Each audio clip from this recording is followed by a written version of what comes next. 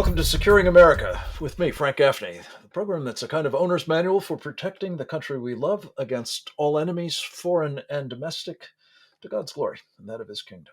It's always a very bracing time here at Securing America when we get to visit with one of our regulars. His name is Charles Sam Faddis. He brings an extraordinary background to bear on, well, most important issues challenging the security of our country at the moment, namely, as among other things, a former Army officer, an undercover Central Intelligence Agency operative, a candidate for Congress, an author of best-selling books, fiction and nonfiction, including Beyond Repair, The Decline and Fall of the CIA. He is the driving force behind a terrific online resource these days, and magazine.com, which you can find at Substack. It's great to have you back, Sam. Welcome. Great to be here as always, Frank. Thank you.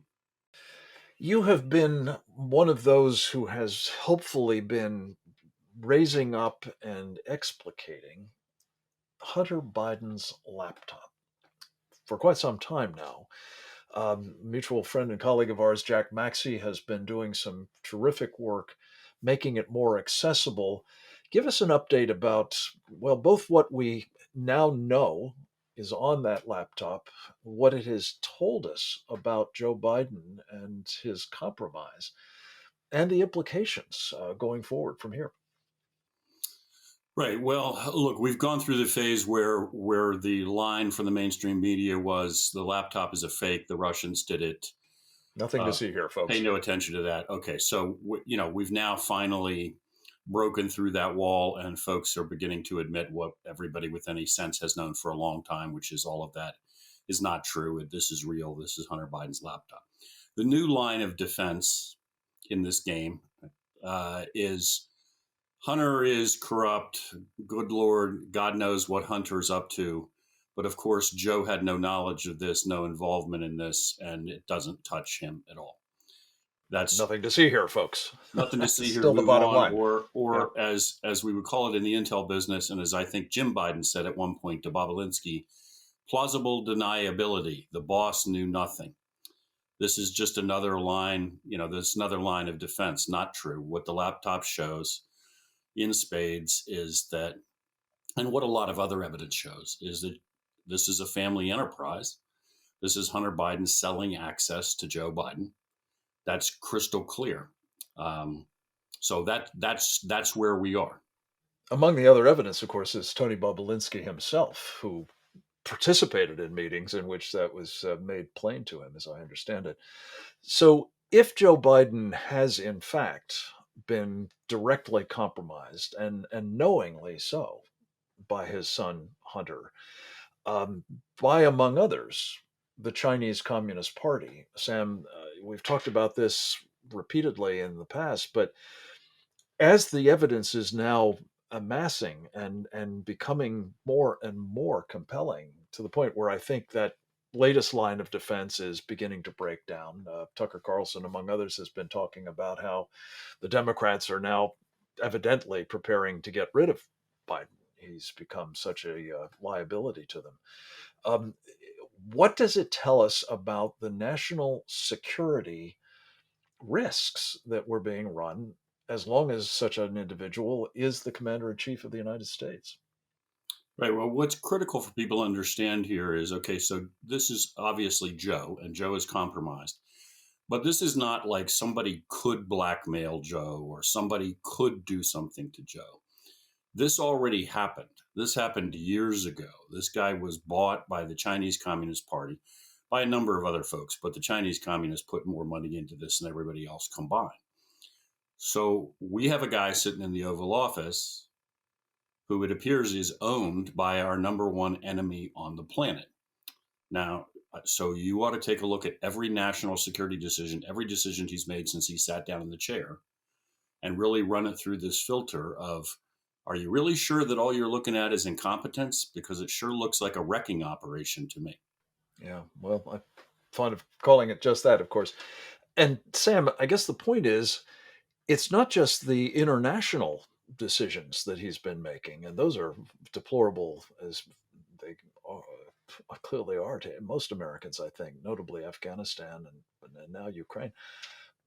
But it's every domestic policy as well, it seems to me, needs to be run through that same sort of filter. And when you do that, even without, a full on investigation or prosecution, just common sense tells you it's got sort of two qualities to it. One is the one you just mentioned. It's all to the detriment of the United States, but it seems as though it's all either very directly or at least indirectly to the benefit of the Chinese Communist Party, our mortal enemy. Yeah, without question, Frank. Every decision, beginning with the very first decision I think he made when he sat down in the Oval Office, which is shut down the Keystone Pipeline and begin waging what some folks have called jihad on the American oil and gas industry. Right. When you've written a wonderful piece comparing Joe Biden's defense of his son to Don Corleone defending his young uh, sonny offspring. Where does it leave us that Biden is still trying to hold this line that there's no problem here, folks? He's actually making the case that there's no problem with Hunter either, as far as I can tell. But it speaks to both um, the character of the individuals involved, it seems to me, as well as their compromise.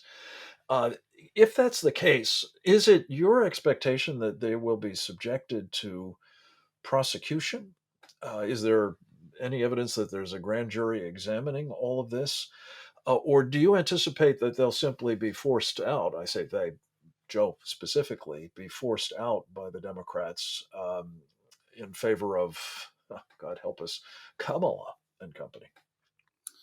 Well, I think what is vital is that there must be prosecution and we must have accountability, right? And now, at some point, the political play may be cut away Joe and make him exit stage right and hope everybody forgets about this. And given what we're talking about, I mean, we're talking about the president of the United States being compromised by the Chinese Communist Party and owned by Xi Jinping.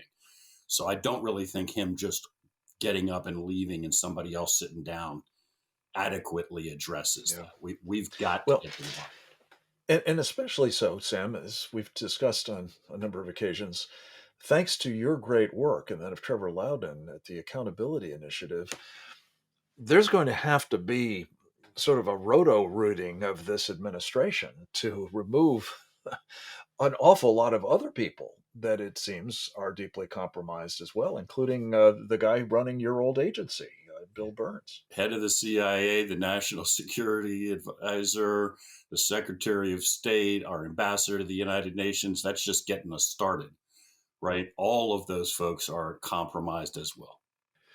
Avril Haines, I think, the DNI among them too. I forgot This her. is, yeah, it's so easy to forget all of them. But the point is that if people are interested in the evidence of that kind of compromise, I encourage them to go to accountabilityinitiative.org, as well as, of course, your work at andmagazine.com. Sam, we have to take a short break. On the other side, I want to talk with you a bit more about um, well, among other things, this CCP threat, the virus, for one thing, and the evidence that we now have that the State Department knew that it likely came out of the laboratory, and yet we've been lied to about that incessantly.